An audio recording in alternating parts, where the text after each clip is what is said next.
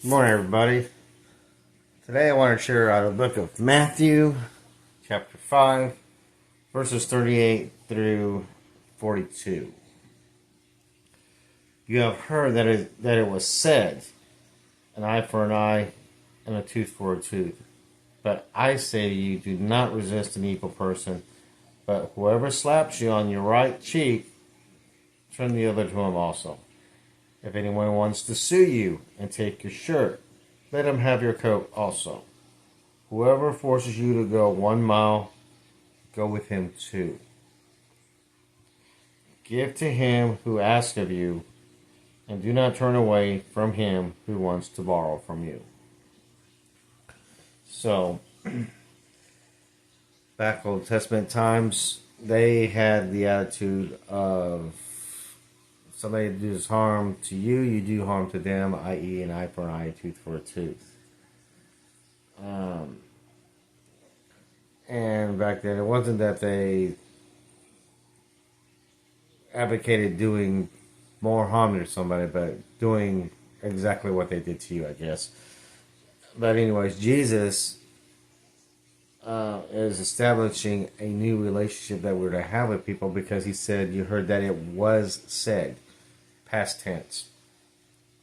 So he is now giving us directions for what we need to do. 1, don't resist anybody who does evil to you.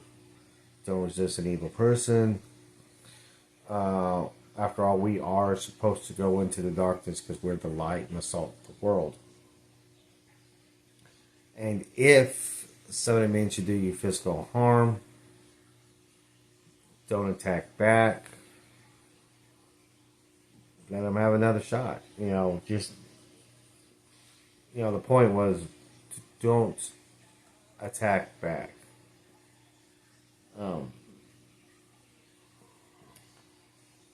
If somebody wants to take you to court and sue you, let them have more than what they ask, I guess.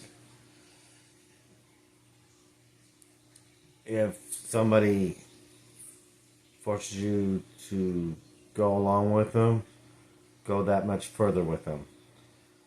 And honestly, this is probably where go the extra mile may have come from is this verse here, Whoever forces you to go 1 mile, go with him 2, going the extra mile. And then if anybody needs to borrow anything, if we have the means to give them what they need to borrow, give it to them. Let them borrow it. All this basically encompasses that we're to love everybody. We're to not seek revenge. Because 1, that's not our place. That's God's place. That's Jesus' place and his authority.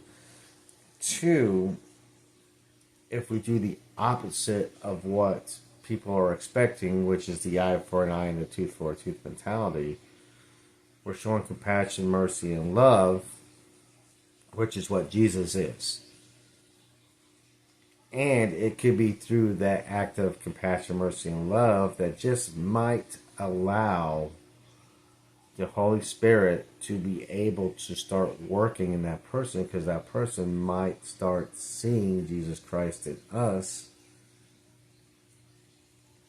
and wants to know how we are so don't really want to say easygoing, but how we're so ready to do what is necessary to avoid confrontation. So we we need to just have a Christ-like mind with our fellow man. We're supposed to love everybody anyways. And that includes those who are lost, those who mean to do you harm. We're not to shy away. We're to engage. And by engaging, we might, through the way we react to whatever scenario we're given here, give that person the opportunity to see Christ in us, which thereby may allow the Holy Spirit to work into the person and allow the person to see that they need Christ just like we do, and we'll start asking questions and we'll eventually ask Christ to come into their lives. Is it an easy thing to do? By no means, because of our sinful nature.